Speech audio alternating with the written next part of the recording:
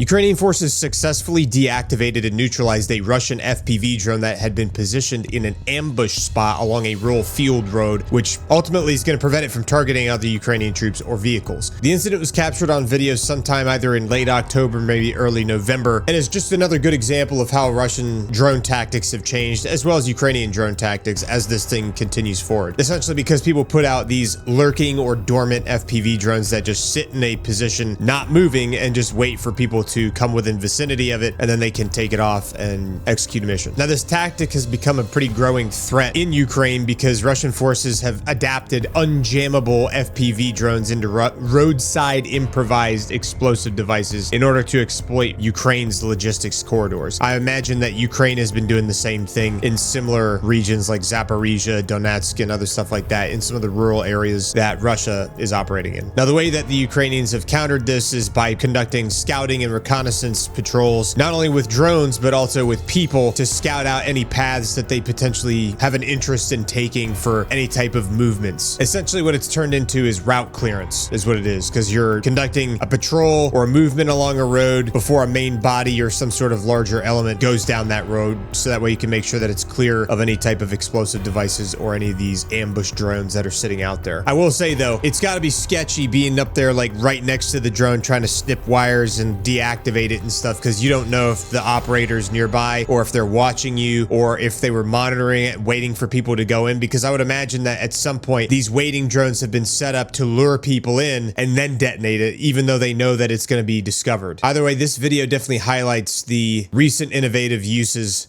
for drones in the region.